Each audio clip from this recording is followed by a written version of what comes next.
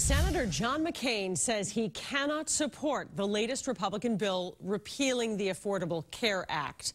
The move imperils the GOP effort to pass the so-called Graham-Cassidy measure. And WBZ's political analyst John Keller is here to explain this to us, walk us through it. And John, this bill has really struggled to win public support. Boy, has it ever, Paula. And the first poll numbers out today are dismal, with only 24% in favor of the bill. But what's really surprising is what Trump voters say about really the key rationale for pushing it. The Republicans' insistence that they just have to keep a promise they and the president have repeatedly made.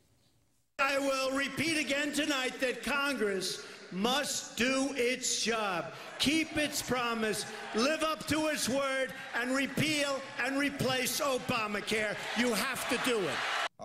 Republican Iowa Senator Chuck Grassley even came right out and said he doesn't like the substance of the bill, yet he's backing it because of that campaign promise. But it turns out much of the Trump base really is not clamoring for approval of Graham-Cassidy. According to new numbers from public policy polling, only 47% of Trump voters approve of that bill, 17% disapprove, and a whopping 36% are still on the fence. And they also don't approve of doing this in a rush by a 48-40 margin. Trump voters want Congress to get a Congressional Budget Office analysis of the bill's impact before voting for it. And of course, they've said they can't produce that analysis in time for this end-of-the-month deadline. But it's interesting looking at those numbers that so many Republicans are very concerned about voter retribution if they don't repeal Obamacare at this point. Yeah, they are. But it seems that the squeakiest wheels often get the grease, Paula. And, you know, right-wing radio talk shows, for instance, have made this whole bill a big litmus test for Republicans.